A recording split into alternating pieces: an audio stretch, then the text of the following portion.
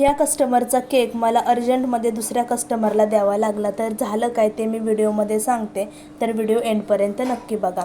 तर मला इथे हाफ KG ट्रफल केकची ऑर्डर आलेली होती आणि 2 बेंटो केकच्यासुद्धा ऑर्डर आलेल्या होत्या आणि मला हे तिन्ही केक माझ्या इंस्टाग्रामवरून आलेले होते. म्हणजे त्यांनी माझी व्हिडिओ बघून आणि एक विश्वास ठेवून माझ्याकडे हे ऑर्डर दिलेले होते आणि हे दोन्ही केक मला माझ्या एरियामध्येच डिलेवर करायचे होते. तर तुम्ही बघू शकता हा हाफ KGचा ट्रफल केक अशा डिझाईनमध्ये मला बनवायचा होता आणि पुढे बेंटो केकसुद्धा तुम्ही बघू शकता की मी कशा डिझाईनमध्ये बनवलेले आहेत. तर ॲक्च्युली झालं काय की ह्या कस्टमरला मला रात्रीचंच 8-8:30ला 2 केक द्यायचे होते आणि एका कस्टमरला हा 1 केक द्यायचा होता. बट अचानक मला आमच्या बिल्डिंगमधून एकाचा फोन आला आणि ते म्हटले की अर्जंटमध्ये एक रेडी केक तुझ्याकडे आहे का.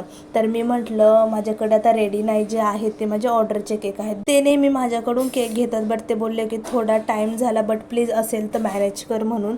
तर मी बोलले ठीक आहे चालेल, 1 केक आहे. त्यांना याचा फोटोसुद्धा पाठवला आणि ट्रफल फ्लेवर आहे हे पण सांगितलं.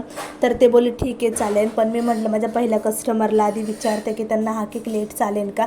तर मी त्यांना कॉल केला आणि त्यांना विचारलं की तुम्हाला लेट जरा केक दिला तर चालेल का. ते बोलले ठीक आहे चालेल. मग मी हा केक त्यांना दिला आणि पहिल्या कस्टमरसाठी परत मी सेम तसाच केक बनवला. तर तो तुम्हाला व्हिडिओच्या एंडमध्ये मी दाखवलेला आहे आणि ह्या दोघींना पण केक खरंच खूप आवडला आणि तसं त्यांनी फीडबॅकसुद्धा दिलेला आहे. तर तुम्हीसुद्धा तो फीडबॅक बघू शकता. खरंच या दोन्ही कस्टमर्सला हे केक खूप आवडले आणि तुम्हालासुद्धा अशा केकची ऑर्डर द्यायची असेल तर मला DM करा. आणि हा होता जो केक तो मी फर्स्ट कस्टमरसाठी परत एकदा बनवला होता. भेटूया नेक्स्ट व्हिडिओ.